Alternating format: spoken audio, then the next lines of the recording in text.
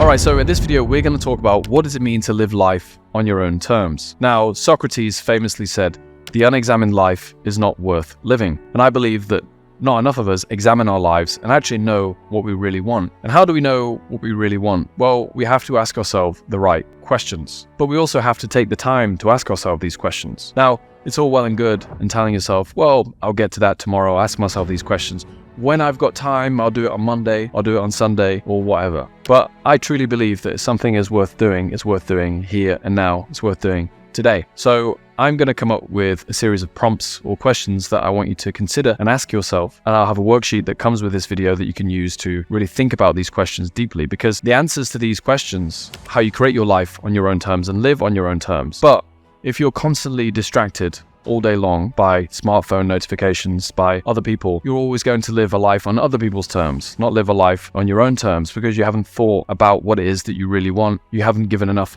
introspection to it. And it's crazy how so many people live a life on autopilot, live a life that they just fall into because they haven't even taken the time to think about what they truly want, because they haven't asked themselves the right questions. So the questions that I want you to ask yourself are, and they're not limited to, what is the life that I would really love to live? Where would I love to live? How much money would I like to earn? What does my ideal day look like? What would I love to do as a career? How would I love to spend my days? What do I want to look like? How would I like to dress? How much do I weigh?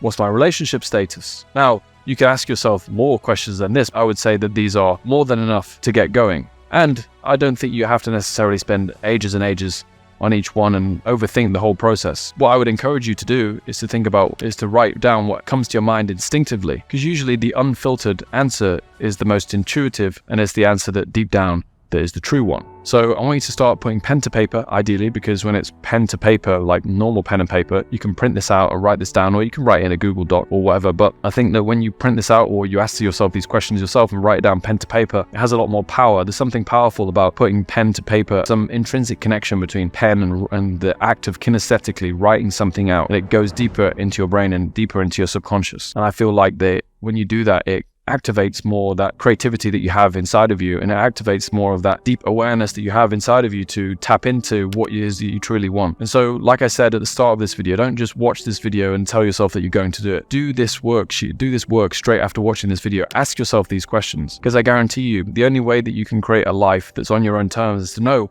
what those terms are. Now, the final thing that I will say about the answers to these questions is that you may have to revisit these several times. And in fact, I would encourage you to write the answer to these questions out every day for the next 7 days. Every day, write these answers down, because I guarantee you the answers are going to be slightly different. They may be the same in some cases, but they might be slightly different. You might refine them because you'll go away and your subconscious will think about these things, because you're priming the pump, so to speak. You're priming the pump of your subconscious. And while you're away and thinking about other things, you're relaxing, you're going to bed, your subconscious is there working in the background, working on the answers to these questions. But if you don't prime the pump and use these prompts in order to start feeding your subconscious mind, then the ideas are not going to ruminate and you're not going to have those clear answers. I would encourage you to write these down once every day for the next 7 days. Write down the answers, and I guarantee you have way more clarity by the end of this process. And in the beginning, if you don't know exactly what those answers are, that's okay, but don't give up, don't be discouraged. You may have a lot of resistance to this process in the beginning. You might find it very difficult simply because it's something that you've never thought about before. All this brain power that you're putting into it, it might be like an emotionally draining experience. I can say for myself that when I first started doing these type of exercises, I had a lot of resistance to doing it. And so if you're feeling like that right now,